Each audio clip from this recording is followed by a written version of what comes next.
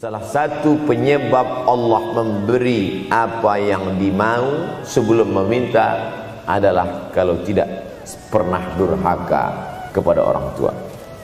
Menyenangkan hati orang tua itu ketika hati dia terbuka, bahagia, disitulah pintu-pintu rezeki itu terbuka. Turun barokah-barokah itu. Buah kalau matang itu dijolok, jatuh. Dan menjatuhkan rahmat Allah itu, membuka pintu-pintu langit, mengetuk pintu-pintu rahmat dan ridha Allah dengan ridha orang tua. Makanya kata Nabi, ridha Allah fi ridhal walidain. Kalau Allah ridha, maka semua yang kau mau dia berikan. Orang kalau sudah ridha itu artinya senang. Orang kalau sudah senang, semua dia kasih. Apa yang ada di tangannya itu dia berikan. Tadi malam sampai di hotel, datang seorang jamaah, buka cincinnya, cincin paling dia sayang, dia kasih ke saya. Laki-laki. Nah nih Ustaz Somad, ambil. Duduk saya tadi, duduk, datang anak muda, dia lihat saya tak pakai sorban, dikasihnya sorban. Cuman akadnya belum jelas apa ngasih atau pinjam, Allah. Orang kalau sudah senang hatinya, semua dia kasih. Begitulah orang kalau sudah dapat ridha Allah Subhanahu wa taala. Kita baru berharap dapat ridha Allah. Makanya habis salat subuh selalu diajarkan raditu billahi rabba. Aku ridha engkau sebagai Rabbku ya Allah. Apakah Allah ridha terhadap kita? STJ, status tak jelas. Cara mendapatkan ridha Allah, pancing dengan ridha orang tua. Senangkan hatinya, terbuka pintu rezeki. Makanya sulit hidup kita, sempit. Dari kerut kening kita udah kelihatan. Kenapa? Karena tidak ada ridha Allah akibat tidak pernah menyenangkan hati orang tua. Senangkan orang tuamu, jadikan dia seperti raja, maka rezekimu akan melimpah seperti rezeki raja-raja. Kiamat terjadi tapi belum sempat berbakti kepada orang tua.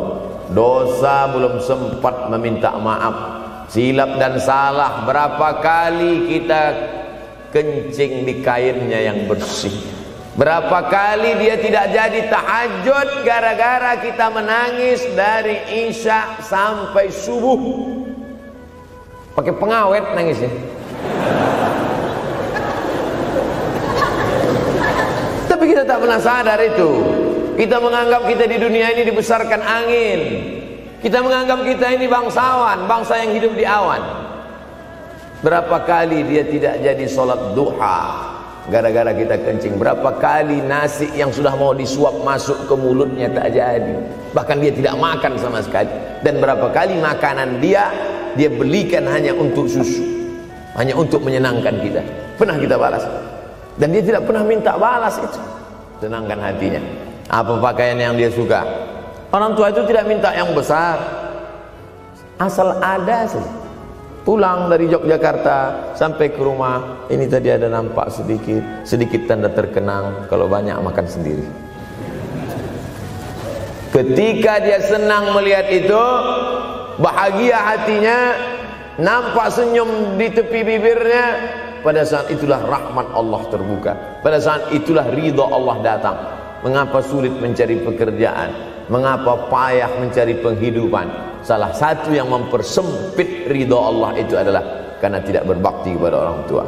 Oleh sebab itu maka judul tema yang diberikan birrul walidain, berbakti kepada orang tua, bahagiakan. Ini ada juga ini anak-anak yang sudah sukses ini, papa, mama sudah meninggal, papa jangan risau. Silakan terbang ke Yogyakarta, ada adik di sana. Silakan terbang ke Surabaya, ada kakak di sana. Silakan terbang ke Kuala Lumpur, ada keluarga di sana. Jangan hiraukan. Kata bapaknya, kalian terbangku saja kalian pikirkan. Kemana aku hinggap tak kalian pikirkan. Ada sebagian orang ketika ibunya meninggal dunia, marah dia, mengamuk dia anggap kebahagiaan itu sudah hilang. Padahal membahagiakan orang tua dua-dua adalah tanggung jawab kita. Kalau dua-duanya sudah tidak ada Pak Ustadz, masih ada keluarga. Ada keluarga. Al-khalah bimasabatil saudara ibu, kakak ibu, adik ibu, sama seperti ibu. Sambung lagi silaturahim, buat dia senang, buat dia bahagia. Man ahabba yubsatalahu fi rizqihi, siapa yang mau lapang rezekinya, wa yunsa'alahu fi asarihi, dipanjangkan umurnya, falyasil rahimahu, hendaklah dia menyambung tali silaturahim. Saya ceramah di satu kota. Sampai di kota itu saya melihat rumah besar, megah, mewah, seperti istana. Cuman saya segan mau nanya, nggak mungkin saya tanya, Pak, ini hasil dari apa? Saya tengok, saya ngangguk. Kawan-kawan saya yang ikut di situ seperti ngelihat kucing semua.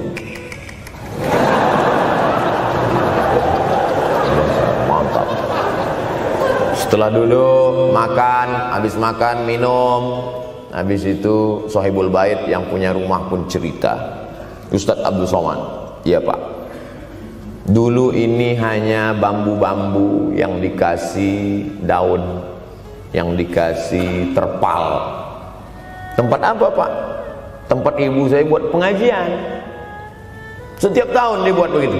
Pasang tiang-tiang kayu, pasang terpal, daun-daun, pengajian ramai. Sampai akhirnya saya berkata, Bu, pengajian kita hentikan saja, stop.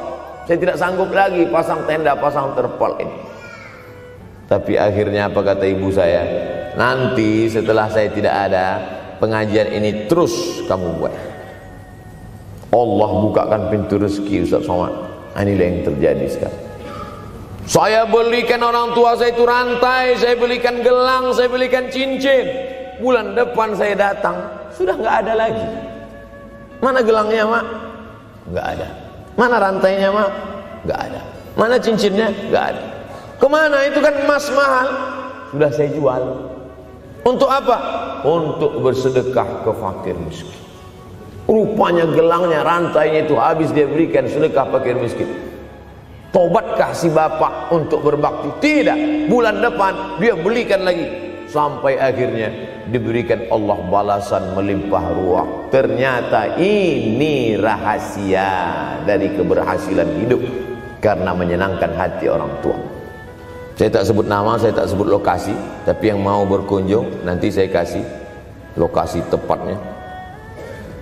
Saya kasihkan nanti alamat dari Google, saya kasih, supaya melihat secara nyata. Kalaulah rezeki itu hanya diberikan kepada orang yang bersungguh-sungguh, pergi pagi pulang petang, peras keringat banting tulang, maka tentu yang kaya itu adalah sapi yang membajak dari pagi sampai sore.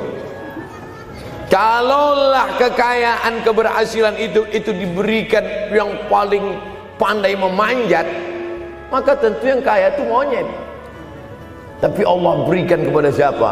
Yang dia ridhai. Dan penyebab ridha Allah itu adalah karena orang tua yang senang hatinya. Yang sempat durhaka, tidak sempat minta maaf, meninggal dunia dia sudah, apa boleh buat? Kau sudah booking seat di neraka. Yang sudah sempat durhaka, tidak sempat minta maaf, meninggal dunia gara-gara dia pecandu narkoba, pemabuk, pezina, mati. Orang tua dalam keadaan susah. Berapa kali saya ketemu ibu-ibu selesai pengajian, pergi saya ke tempat parkir, ibu tua 70 tahun menangis. Ibu nangis kenapa Bu? Anak saya Pak Ustadz. Kenapa dia? Disuruhnya saya jual tanah. Mama jual tanah. Untuk apa mama megang tanah? Udah tua aja pun jual. Mestinya anak itu yang menyenangkan hatinya di hari tuanya, bukan malah menyuruh jual tanahnya. Jual tanah supaya dia bisa bangun rumah, jual tanah supaya dia bisa menyekolahkan anak-anaknya. Na'udzubillah. Sudahlah tidak membahagiakan, malah menyusahkan.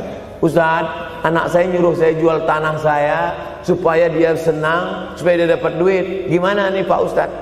Mungkin si ibu berharap saya menjawab, ibu sabar aja ya Bu, sabar ya.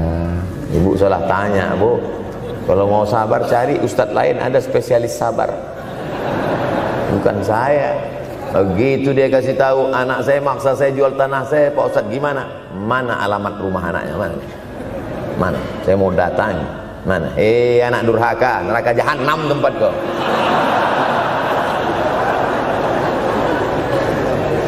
Tak mau dia ngasih alamat. Rupanya dia takut nanti anak saya malah marah sama saya, Pak Ustadz. Saya kasihan. Mudah-mudahan Allah berikan kekuatan pada ibu. Tapi cerita ini bukan satu dua contoh kasus. Ternyata zaman sanggup memperkarakan pengadilan hanya karena sebatang pohon kayu. Atau cuma saya yang dapat berita aja? Adik-adik ada juga dapat kiriman itu. Sanggup memperkarakan sebatang pohon kayu. Padahal kalau kau jual semua kebunmu itu, belum tentu dapat menebus. Datang seorang laki-laki mengadu kepada Nabi Muhammad SAW. Ya Rasulullah, ini bapak saya ini kurang ajar sekali. Bapaknya kurang ajar. Diambilnya harta saya ya Rasulullah. Gimana ini ya Rasulullah? Apa kata Rasulullah SAW? Anta wa maluka li abik. Anta sampai ke tempat kita jadi ente. Anta wa maluka, ente, harta ente, li abik, punya bapakmu. Jangankan hartamu yang di rumah itu, dirimu pun punya bapakmu. Nabi membela, seolah-olah Nabi berkata, apa yang diambil itu belum ada apa-apanya dibandingkan melepuh kulitnya untuk memberikan engkau sesuap makanan yang halalan thayyibah. Orang yang durhaka pada orang tuanya, insya Allah anaknya juga akan durhaka kepada dia. Oleh sebab itu maka jangan pernah durhaka. Kalau sempat durhaka lalu kemudian meninggal dunia dia, Pak Ustadz, sudah meninggal pun tetap masih bisa berbakti. Pertama dengan doa, kedua dengan sodakoh. Kalau kebetulan rezeki banyak sodakoh. Kalau tidak ada rezeki melimpah, doa. Bangun malam, Rabbi firli wali walidayya warhamhuma kama Rabbi firli, ya Tuhanku ampunkan aku, wali walidayya, ibu dan ayahku, warhamhuma, sayangi mereka berdua, kama, sebagaimana Rabbayani shaghira, sebagaimana mereka mendidik aku. Coba kita lihat susunan kalimatnya, seperti ada kekeliruan kalimat. Na'udzubillah, mana mungkin kalimat Allah keliru. Allah ingin menegur kita, sayangi mereka sebagaimana mereka mendidik aku. Mestinya kalimatnya kan tidak begitu. Sayangi mereka sebagaimana mereka menyayangi aku. Tapi ternyata sayang belum tentu mendidik. Tapi mendidik pasti sayang. Karena bunyi kalimatnya, sebagaimana mereka mendidik aku. Jadi banyak juga anak-anak ini tidak sayang karena salah didik. Disangka sayang itu dengan ngasih motor, disangka sayang itu dengan ngasih gadget, disangka sayang itu dengan ngasih transfer uang yang berlebihan.